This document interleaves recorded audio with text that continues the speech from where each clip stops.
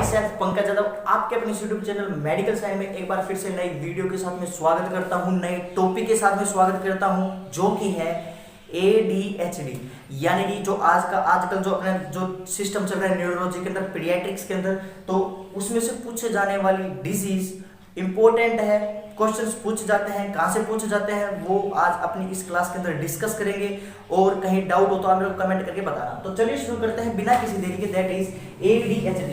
नाम से पता चल रहा होगा, यानी कि attention, D stand for deficient, H stand for hyper active, D stand for disorder. यानी कि वो बच्चा जो अटेंशन इन अटेंशन यानी कि अटेंशन डेफिशिएंट, यानी कि डेफिशिएंट हो जाती है किस चीज का, अटेंशन के ऊपर, प्लस में हाइपर एक्टिव यानी कि अटेंशन भी नहीं रहती है, प्लस में हाइपर एक्टिव हो जाता है। यानी कि ऑब्वियस ही बात है, हाइपर एक्टिव होगा वही पेशेंट इन अटेंशन शो करेगा, यानी कि अटेंशन डेफिशिएंट हो जाएगा और ये एक डिसऑर्डर होता है। ठीक है, यानी कि attention deficient hyper active disorder. यानी कि अटेंशन का मतलब क्या होता है कि एक लॉन्ग टर्म तक अगर एक जगह कंसंट्रेट करता है ना, तो उस चीज को अटेंशन कहा जाता है, और वो लॉन्ग टर्म तक अटेंशन शो नहीं कर पाएगा, कंसंट्रेट नहीं कर पाएगा। That condition will arise at that time, that is known as ADHD, hyper active disorder. यानी कि hyper active attention deficient hyper active disorder. Then उसके बाद में सर अगर मैं बताऊं कि ADHD के बारे में, इसके अलावा सर ये स्कूल प्री स्कूलर चिल्ड्रंस के अंदर, स्कूलर चिल्ड्रंस के अंदर मोस्ट कॉमनली सीन होती है और इसके अंदर ये सब कुछ पाया जाता है कि भाई अटेंशन इंपॉर्टेंस। इसके बाद में 3 क्लासिफिकेशन होती है, उस क्लासिफिकेशन को मैं बता देता हूं आपको कि कौन से the first classification which is class first के अंदर तो सबसे पहले क्या होता है, 3 चीज पाई जाती है। यानी कि इन अटेंशन यानी कि अटेंशन नहीं होगी, ठीक है, प्लस में हाइपर एक्टिव यानी कि हाइपर एक्टिव भी रहेगा, और the third one which is impulsiveness रहेगी, इंपल्सिवनेस रहेगी। ठीक है, तो this is all about the किसके बारे में, क्लास फर्स्ट के बारे में। यानी कि इसके अंदर 3 कैटेगरी के द्वारा इसको शो किया जाता है। दैट इज क्या होगा, इन अटेंशन यानी कि अटेंशन नहीं रहेगी उसके अंदर, हाइपर एक्टिव यानी कि हाइपर एक्टिव रहेगा, इंपल्सिवनेस यानी कि बहुत ज्यादा जल्दबाजी करेगा उस चीज के अंदर, बहुत जल्दी पर्टिकुलर कोई भी एक एक्टिविटी को बड़ी जल्दी परफॉर्म करेगा बिना कुछ सोचे समझे, दैट इज नोन एज इंपल्सिवनेस होती है। तो इंपल्सिवनेस वगैरह उसके अंदर होगी। फर्स्ट कैटेगरी के अंदर तीनों चीज पाई जाएगी, क्लास जो कि मोस्ट कॉमन होती है। ठीक है, मोस्ट कॉमन जो कैटेगरी होती है that is in attention, hyper active और इंपल्सिवनेस, मोस्ट कॉमनली यही पाई जाती है। देन अगर मैं क्लास सेकंड की बताऊं कि क्लास सेकंड के अंदर क्या होता है, क्लास सेकंड के अंदर खाली हाइपर एक्टिव होती है, ठीक है, हाइपर एक्टिव होता है, प्लस में इंपल्सिवनेस होती है, इंपल्सिवनेस होती है, बाकी इन अटेंशन एब्सेंट होती है। ठीक है, इन अटेंशन एब्सेंट हो जाती है, इसके अंदर इन अटेंशन नहीं होती है, बाकी ये 2 फीचर पाई जाएगी। ठीक है, ये वाले पाई जाएगी किसके अंदर, क्लास सेकंड के अंदर। और क्लास थर्ड के बारे में बताऊं मैं आपको, तो क्लास थर्ड के अंदर क्या होता है कि खाली इन अटेंशन पाया जाएगा, वो दोनों नहीं पाई जाएगी। ठीक है, इन अटेंशन चलेगा और बाकी हाइपर एक्टिव और इंपल्सिवनेस वगैरह नहीं होगी।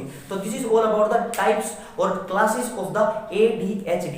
ADHD से एक चीज और याद रखना, अगर जैसे रेस्टलेस लेग में सुना होगा आपने, रेस्टलेस लेग यानी कि कई लोग अपने पैर को अपने आप हिलाते रहते हैं बिना उसको कंट्रोल करे, इनवॉलंटरी तरीके से, that is due to the ADHD plus में iron deficiency anaemia, iron deficiency anaemia. ये किसके कारण की वजह से होता है, इसी के कारण की वजह से होता है। अगर अपन कंटिन्यूअसली बिना रुके पैर हिलाते रहता है, बहुत देखोगे आपने पब्लिक प्लेस पे भी, तो उस टाइम पे वो जो हिलाते हैं वो ADHD से कहीं ना कहीं किसी न किसी तरीके से माइल्डली उसके अफेक्ट होती है, प्लस आयरन डेफिशिएंसी एनीमिया की होती है। इसको रेस्टलेस लेग कहा जाता है। ठीक है, रेस्टलेस लेग कहा जाता है। ठीक है, ये था किसके बारे में, ADHD के बारे में।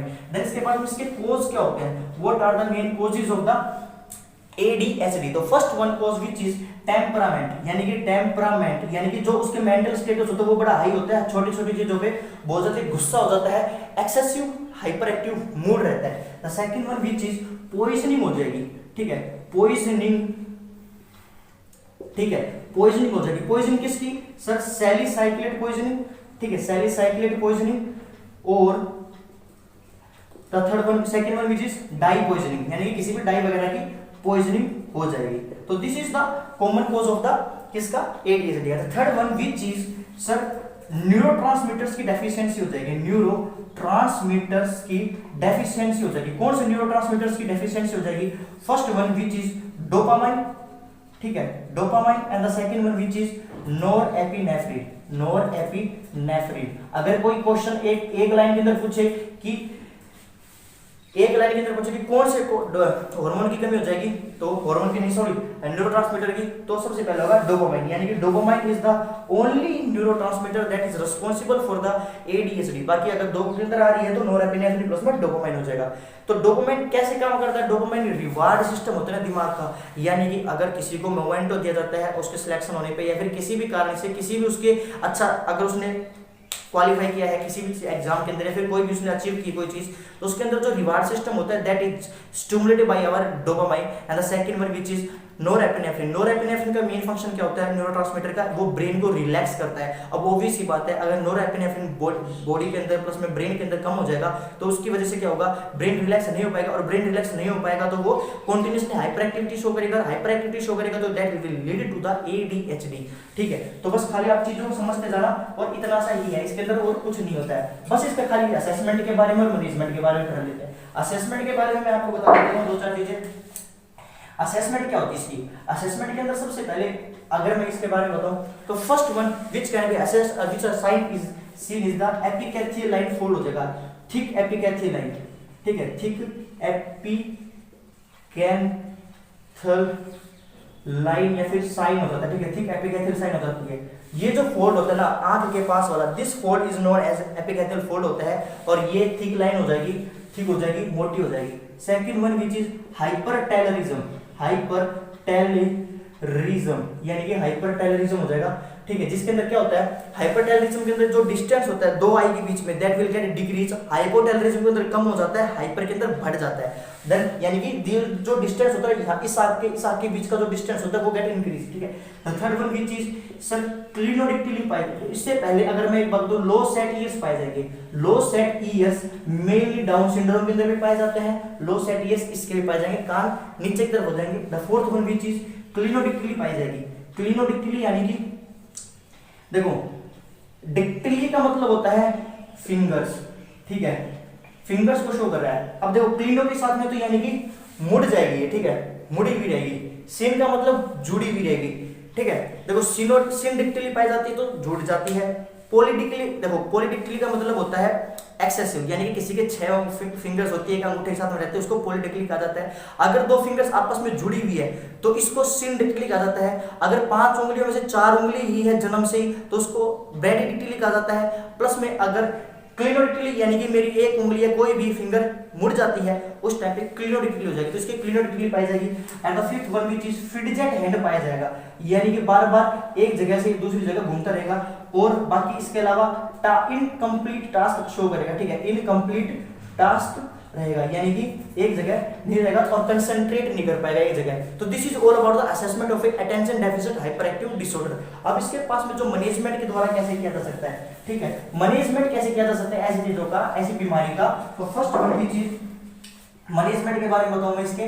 तो मैनेजमेंट के अंदर सबसे पहले क्या होता है? मैनेजमेंट के अंदर सबसे पहले बस खाली यही होता है कि देखो काउंसलिंग दी जाएगी, काउंसलिंग दी जाएगी। ठीक है, पॉजिटिव काउंसलिंग, पॉजिटिव रीइंफोर्समेंट, यानी कि उसको समझाया जाएगा कि भाई आप ऐसा ना कीजिए, उसको बताया जाएगा। फैमिली काउंसलिंग जो दी जाती है घर पे बैठा के बताया जाएगा ये कर वो कर फलाना कर, एक सेट रूल्स प्रोटोकॉल्स फॉलो करवाए जाएंगे। देन सेकंड वन अगर पॉजिटिव काउंसलिंग के बाद में मेडिसिन वगैरह दी जाती है। ठीक है, इसके अंदर बिहेवियर थेरेपी भी दी जाती है, याद रखना behaviour therapy, behaviour therapy, token economy therapy. ठीक है,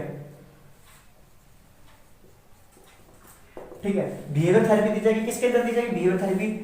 ये लर्निंग बाय डूइंग की होती है, प्लस में बच्चे को दी जाएगी cognitive behaviour therapy, positive reinforcement वगैरह दी जा सकती है। टोकन इकोनॉमी होती है वो किसके द्वारा होती है? बिहेवियर थेरेपी के द्वारा होती है। द थर्ड वन की चीज मेडिसिन दी जाएगी। मेडिसिन के अंदर कौन सी दी जाएगी? सर स्टिमुलेंट्स दिए जाएंगे और प्लस में टीसीए एंटी डिप्रेसेंट दिए जाएंगे। ठीक है, टीसीए एंटी डिप्रेसेंट वगैरह दिए जाते हैं। सबसे पहले स्टिमुलेंट्स के अंदर कौन सी होती है? ये मोस्ट कॉमनली दी जाती है मिथाइलफेनिडेट। अगर क्वेश्चन यहां से आता है मिथाइलफेनिडेट, यानी कि क्वेश्चन यहां से आता है drug of choice of ADHD, यानी कि डीओसी होती है ये किसकी? एडीएचडी की मिथाइलफेनिडेट होती है। देन उसके बाद में सबसे पहले क्या होता है कि ये हो गया। देन उसके बाद में होता है dextroamphetamine. Dextroamphetamine is the drug used for the किसके लिए? That is used for the ADHD के लिए। देन उसके बाद में टीसीए के अंदर तो इमाप्रामाइन आ गया। ठीक है, इमाप्रामाइन वगैरह दिया जाता है। जो इसके कॉम्प्लिकेशन होता है, हाँ इसके कॉम्प्लिकेशन होता है सर रैश, याद रखना क्वेश्चन यहां से आया हुआ है, रैश याद रखना। रैपिड हार्ट रेट कर देते हैं ये, ठीक है, रैपिड हार्ट रेट कर देते हैं। ए स्टैंड फॉर एनोरेक्सिया करवा देते हैं, ठीक है, एनोरेक्सिया करवा देते हैं बस। एस से स्लीप प्रॉब्लम करवाते हैं, स्लीप प्रॉब्लम हो जाएगी। और एच स्टैंड फॉर हेडेक करवाएगा, ठीक है, हेडेक करवा देगा। और ये टिक्स डिसऑर्डर के अंदर कॉन्ट्रा इंडिकेटेड होता है। ये जो स्टिमुलेंट्स होता है ये टिक्स के अंदर कॉन्ट्रा इंडिकेटेड होता है। टिक्स डिसऑर्डर जो होता है उसके अंदर ये कॉन्ट्रा इंडिकेटेड होते हैं। प्लस में रेस्ट करवा देते हैं, rapid heart rate, anorexia, sleep problem और हेडेक करवा देती है। और बाकी जो टीसी होती है, इमाप्रोमाइन वगैरह स्टिमुलेंट्स हो गया। और बाकी टीसी वगैरह के अंदर एंटी डिप्रेशन जो होती है दैट इज ये क्या करवाएंगे, ये ड्राई माउथ करवा सकते हैं साइड इफेक्ट्स के अंदर इसके अंदर, ठीक है, ड्राई माउथ। और बाकी सर यूरिनरी प्रॉब्लम्स वगैरह करवा सकते हैं, ठीक है, ये इसके यूरिनरी प्रॉब्लम्स, ये इसके साइड इफेक्ट होते हैं टीसीए एंटी डिप्रेसेंट के। और स्टिमुलेंट्स के मैंने बता दिए, रेस्ट होता है, ठीक है। तो this is all about the medicines of the ADHD. और प्लस में इसके अगर मैं बाद में नर्सिंग इंटरवेंशन में बताऊं तो जो स्टिमुलेंट्स होते हैं वो 7 दिन बाद में काम करना शुरू करते हैं, यानी कि। और बाकी इंजरी का प्रिकॉशन रखना पड़ता है, प्लस में प्रॉपर अमाउंट ऑफ डाइट दी जाती है। तो this is all about the nursing intervention. और बाकी इसकी अगर डाइट के बारे में बताऊं तो हैवी मेटल्स को अवॉइड कर दी जाती है, कंटेमिनेटेड फूड्स को, प्लस में जो ये पिकल्स वगैरह आते हैं, अचार वगैरह आते हैं, वो कॉन्ट्राइंडिकेट करते हैं। कैन फूड को अवॉइड कर दिया जाता है। और बाकी एप्पल वगैरह, गवा वगैरह जिसके अंदर सैलिसाइलेट की मात्रा आती है उसके अंदर अवॉइड कर दी जाती है। बाकी हैवी मेटल्स वगैरह दिए जाते हैं, B3, B5, B7 वगैरह। तो B3, B5 वगैरह और B9 वगैरह ये सब कुछ दिए जाते हैं, B7 नहीं, ठीक है। तो this is all about the ADHD। आपने यहाँ तक वीडियो देखी है तो लाइक जरूर करके जाना। आपको कुछ, आई होप आपको कुछ अच्छा सीखने को मिला होगा। और अगर आप चैनल पर नहीं हो तो चैनल को सब्सक्राइब जरूर करके जाना, क्योंकि चैनल आपका ही है। कहीं ना कहीं किसी न किसी एग्जाम में आपको हेल्प हो। और मेरे इंस्टा पे आप फॉलो कर सकते हो, वहाँ पर मैं कोशिश डालता रहता हूँ। बाकी मिलते हैं अपने नेक्स्ट वीडियो के लिए। टिल देन सभी को